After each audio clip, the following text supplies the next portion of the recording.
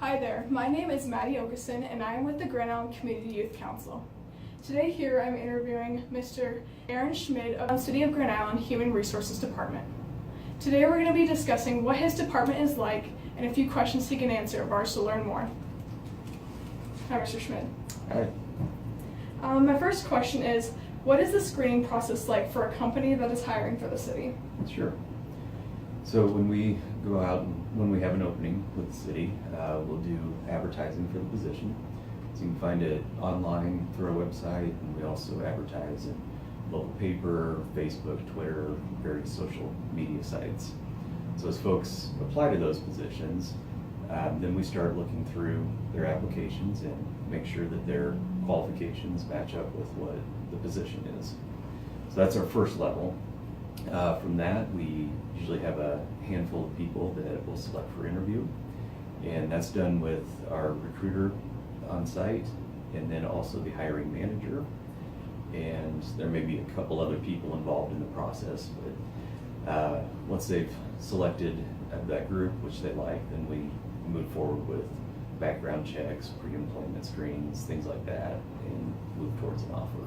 That's awesome. That sounds like a very intricate and great process. My second question is, what are the kinds of benefits that Human Resources moderates for employees? We offer employee benefits. Those include health insurance, dental, vision. We also have disability, life insurance. So we offer a handful of various options available to people, and we try to stay competitive with what other companies offer too, so that we can attract good employees and retain them. Sure. What kind of employee problems or obstacles are presented to a Human Resources advisor on a monthly or weekly basis? Yeah, obstacles or opportunities, sometimes we call them, are it can be various things. It can be employee performance issues, staffing concerns, labor relations. So a lot of what I do is deal with labor type issues. So we have unions here at the city, and we have right now 7 labor contracts.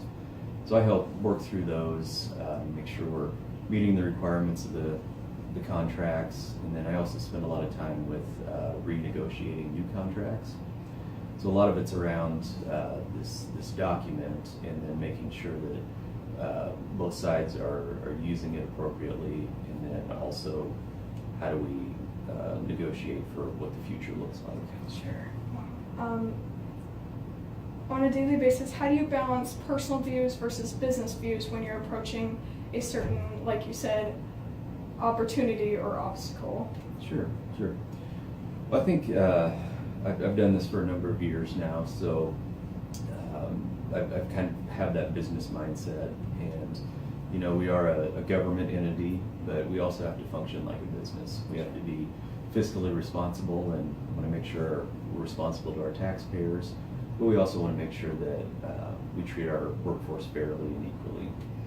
So a lot of it is when issues arise, working through that, and looking to our contracts or our policies, and trying to make sure that those are administered correctly, looking at our financial operations, and making sure that we're living within our means, that we're being responsible to the community.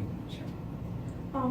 My next question is, what are the qualifications of a Human Resources Director, or someone that's interested in going into Human Resources? Sure. Well, it's a combination of experience and education. So a secondary education, a bachelor's degree typically, potentially a master's degree, and a lot of it is education. Usually when you start out in human resources, you take more of a generalist role and then kind of work your way up. So by the time you get to a director level, you've had experiences in areas of compensation, benefits, and risk management, employee relations, and the list kind of goes on. But you have to have a very thorough understanding of all those different disciplines within human resources. Sure, which seems completely understandable based on what you have to go through day to day and understanding how different companies functions and what kind of employees you're going to be having to moderate. My final question is, what would Grand Island look like without your department? That's a good question. I think we bring a lot of we handle a lot of the things behind the scenes. So you may see the workforce out in the community, but we do a lot to make sure that workforce is available and we have the right people, that they're trained correctly, that they're working safely, that we're providing them benefits, and that they're the best workforce they can be. So we spend a lot of time trying to make that happen. Awesome. Well, thank you very much for your time today. I Thank really you. appreciate speaking to you. You too. Thank you to Mr. Aaron Schmid of the Human Resources Department. And this has been Learn to Love Your Gov with CYC.